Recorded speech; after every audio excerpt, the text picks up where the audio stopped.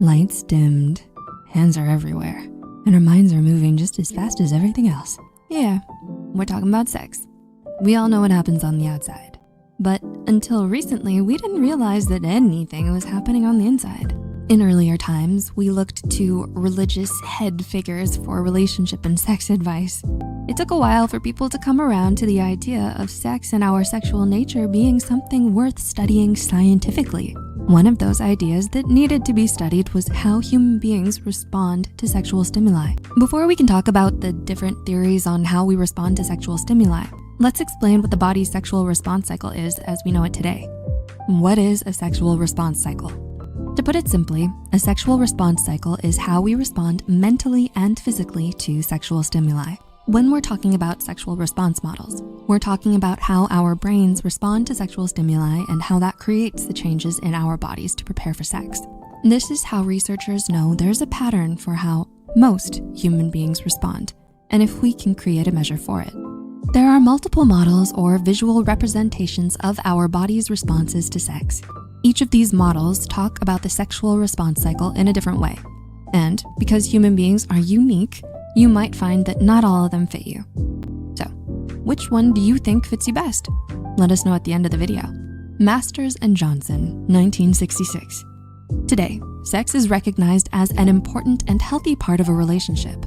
When we have issues with sex now, it can be seen as a medical concern. But in the 1960s, it was a different story. It was a big deal when William H. Masters and Virginia E. Johnson began interviewing and physically assessing prostitutes, volunteers, and even themselves to understand how human beings responded to sexual stimuli. Using 11 years of research on 382 women and 312 men, their model suggested sexual response had these stages: excitement, plateau, orgasm, and resolution. Now, how does this play out in real time? Well, it all starts with excitement. This is where sexual arousal begins. You see them cross the room, eyes locked, heart a-poundin'. Here, we might start feeling the physical changes that come with sexual excitement. When we reach the plateau, that arousal has grown and intensified. This is the stage where you may be having sex or masturbating. It's the point where things are just feeling good. Plateau lasts until the orgasm phase, which is obviously where you have an orgasm. Most people might think this is where sexual response would end, but here there is also a resolution. That's where our bodies start calming down and returning to the pre-excited state. Kaplan, 1979.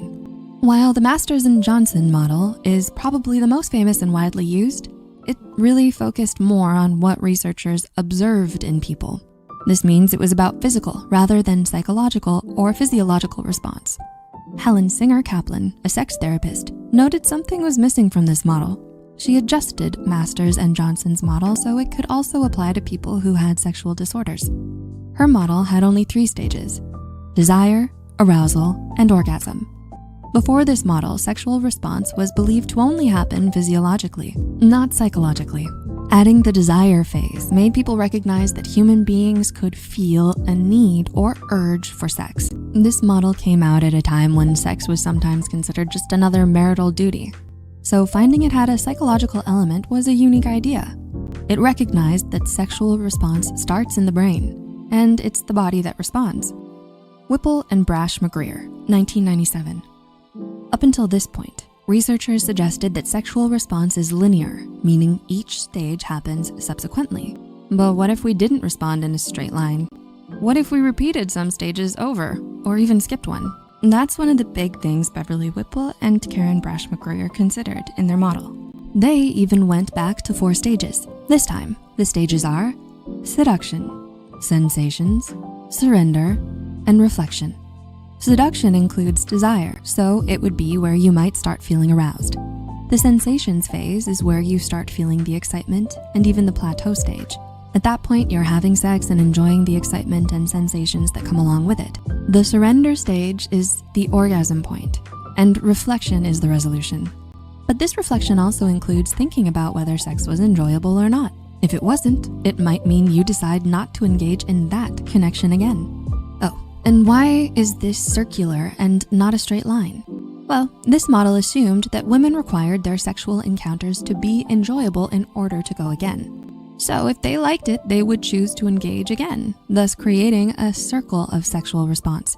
On top of that, they were also suggesting that women may require more in their own sexual response than men. Besson, 2000. Each version of the sexual response cycle brings something unique to sexual research as a whole. Rosemary Besson's model was no different. She thought of different factors like being in a long-term relationship or how your gender can impact our response. We know men are from Mars and women are from Venus, but we didn't know that included how we get turned on. And back off. She recognized that testosterone was a key player in male sexual response, making it a biological function. But that wasn't always the case for women. She looked at different sexual disorders typically experienced by women, such as hypoactive sexual desire disorder, and considered how women's sexual response could often be more mental or psychological and less biological. The Besson model is a bit more complex since the stages aren't like the other models. We start at a place of sexual neutrality. We're not feeling sexual, but we might be open to if we find the right stimuli. When that stimuli hits, it triggers both the psychological and biological response. We might start experiencing desire or arousal, and we can go back and forth between the two. Now, unlike the other models, this one doesn't really discuss physical sex or orgasm, but it suggests that the goal of sex might be emotional intimacy and physical satisfaction, which for some might not be strictly orgasm. Without the intimacy and connection, it might mean you decide you don't want to continue having sex with this person. That bond is what helps the long-term relationship part. And it means you might not start sex each time at sexual neutrality. And that's the gist of this model. It might not focus on the sex as much, but it does hit a lot of points that the straight line models don't. Like we said, sex affects everyone in some way or another. Heck, it's how you got here, am I right? You might even be wondering, does this include those who identify as asexual? The answer is yes, it can. Even science knows inclusivity matters. In an article about asexuality, Medical News Today says, some who identify as asexual will experience arousal, and some will masturbate while having no interest in having sex with another person. There's a lot more research to be done and a whole lot more we can learn. Hopefully, this has given you a little more insight as to how research currently thinks about sexual response. No matter what model you relate to the most, sexual interest usually starts in the brain. And where the brain goes, the body usually follows.